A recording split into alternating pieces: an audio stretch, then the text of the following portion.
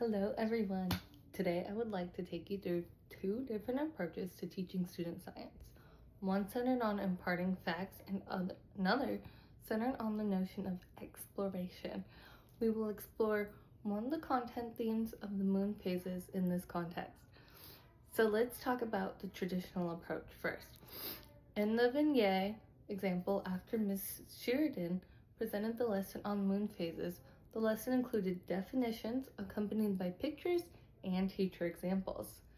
Then, students worked in groups to model a phase of the moon using props that required them to demonstrate their knowledge and understanding.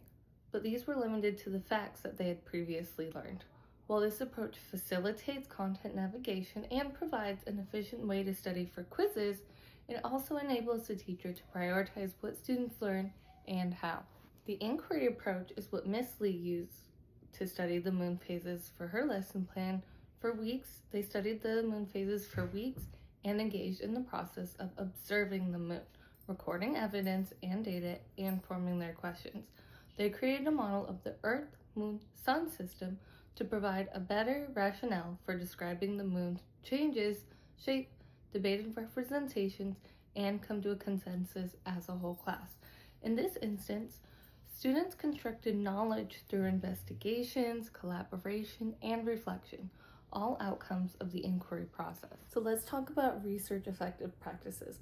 So Bybee 2014 and the NGSS Lead State Studies from 2013, this research tells us that science teaching is most effective when it involves authentic investigations, collaborative learning, targeted questions to scaffolded thinking, as well as connecting new ideas to students' previous experiences.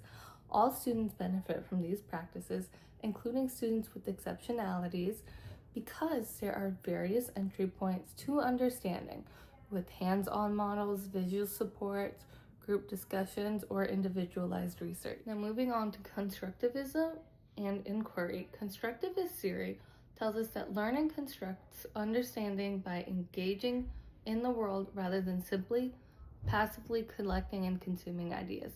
And this is taken from Vygotsky's works.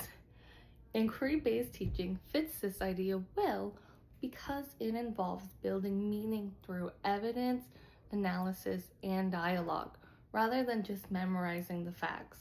So traditional teacher education is structured and explicit, which can assist students who do better with explicit instruction.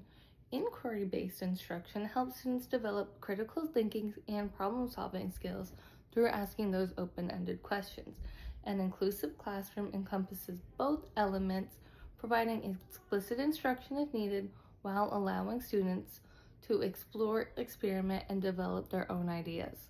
Moving on to culturally responsive practices, these assist both approaches because they connect scientists to students' experiences. They value the students' perspectives, and they help us to understand the biases we hold that may affect our interpretation. In inquiry-based settings, students' varied ways of observing and explaining phenomena offer deeper collective understanding of science. As a science teacher, I aim to integrate inquiry into my practice, allowing students to ask their questions, collect and analyze data themselves, and present their findings from experiences in ways that resonate with their identities. Science is more than just knowing. It's learning to take action and make sense of the world. Thank you.